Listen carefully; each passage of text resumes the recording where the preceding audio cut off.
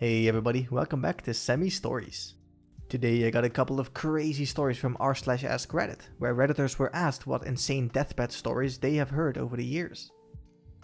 My grandma confessed to murder on her deathbed. Usually you'd think it was the pain relief, but she was such an eccentric it was actually believable. We traced all her ex-husbands, partners and any other likely candidates, and fortunately no one was missing or died an untimely death. But sometimes it does make me wonder. My dad had Alzheimer's and ended up in a secure ward. He was blind and almost deaf. I was visiting him one day and he didn't know who I was, but he started talking about me. He said I had done better than him in life and he was proud of me. Now, my dad was a quiet man in real life and never told me that when I was growing up. Looking back, he did things that my idiot brain never realized were meant for me. Like when he retired, his colleagues asked what he'd like as a present. He chose a scientific calculator. This was back in the 1970s, and he had no use for it. He gave it to me for university. I thought he was just passing it on, not realizing that he'd actually asked for it with me in mind. My great-grandmother lived a very long and interesting life. She was in her 20s in the Great Depression. She had a wild streak from those days that we don't know much about, to the point that we actually don't know our great-grandfather's name, just the husband that she took after. Over the course of her nearly 100-year-old life, she had collected owls. Literally thousands of owl figurines. She had clocks, wall hangings, pot holders, lamps, stained glass art, salt shakers, and more little figurines than you could imagine, all depicting owls. Now, we all wondered the importance of the owls. She never talked about them, we just all knew that she loved owls.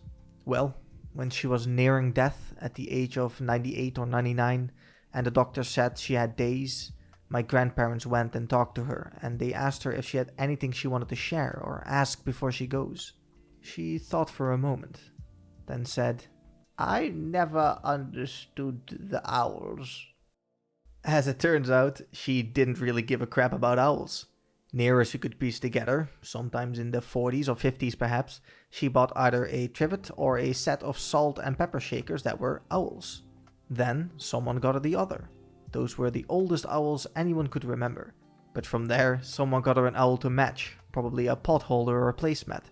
And all of a sudden, her entire kitchen was owl-themed. From there, it snowballed. The owls flowed like wine, baffling her for 60 years, eventually taking over as the bulk of her personal belongings.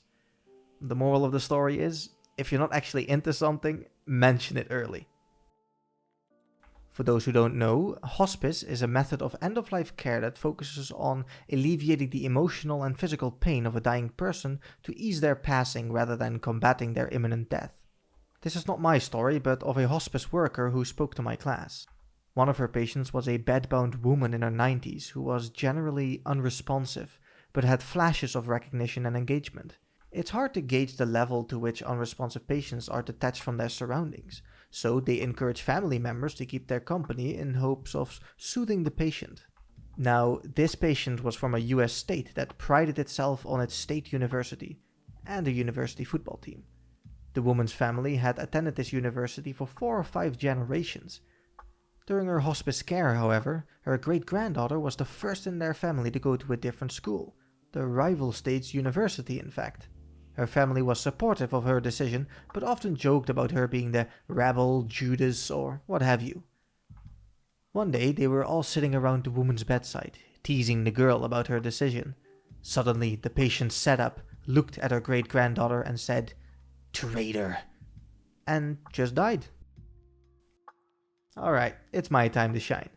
I worked in a hospital in a small town near Munich for the last 14 years. My job there is not fancy at all.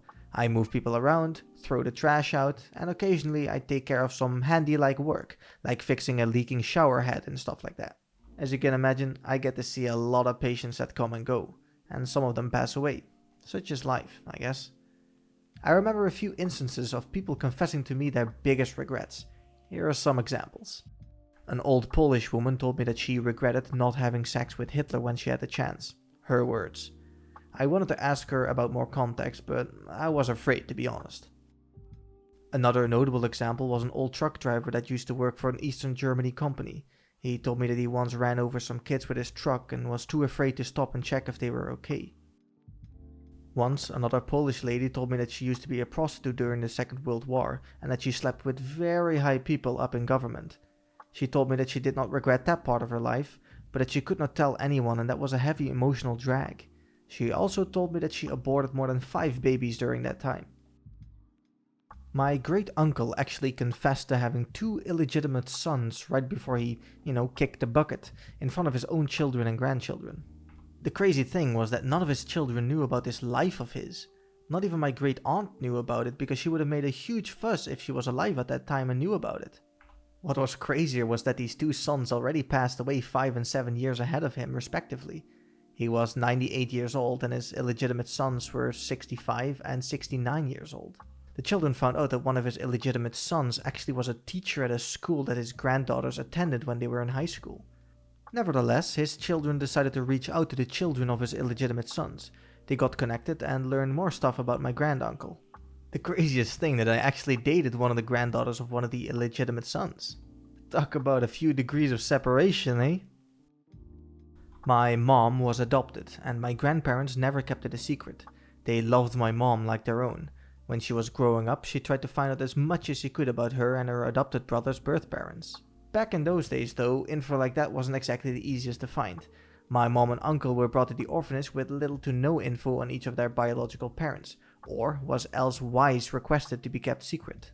Eventually, my mom found enough information from notes she had gathered, like which families might have been most likely to be related to her, some property info one can find in the library, and she just sort of pieced this puzzle together over her life.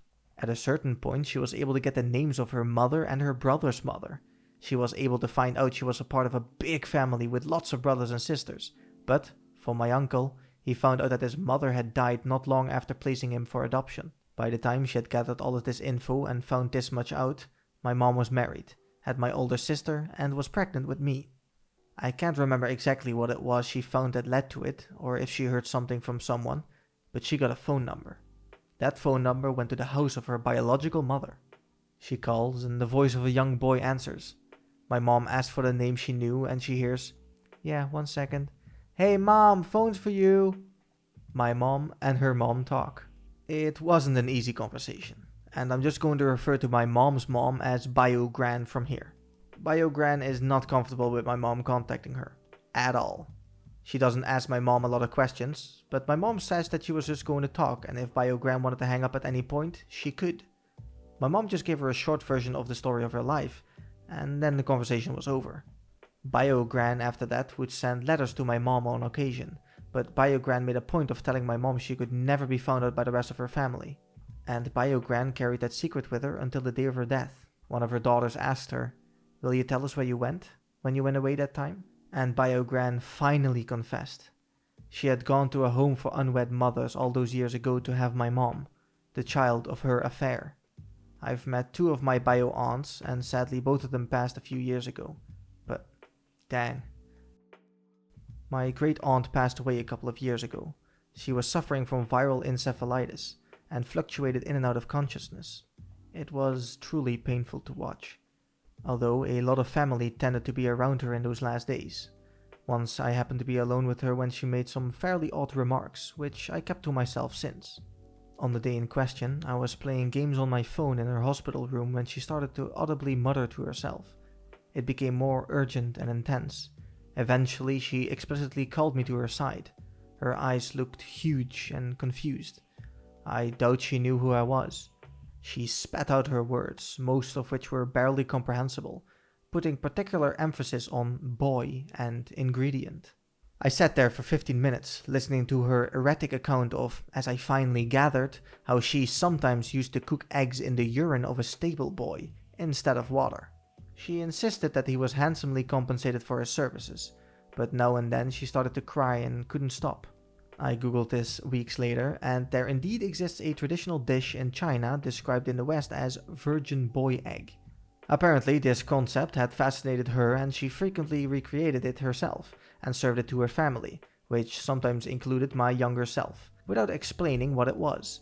I am not sure if she felt shame or enthusiasm about this. She often stammered something about the secret ingredient, but it quite obviously haunted her towards the very end of her life. I wouldn't be surprised if that actually did haunt her. That is absolutely vile, even to find out. I really hope this commenter keeps this secret from his family forever. Have you guys ever had a secret told to you in their final moments which shocked you? Be sure to let me know down in the comments. I think after that last story, I'm going to take a long shower and rethink life. If you enjoyed the video, make sure to like and subscribe, and I will see you next time. See ya!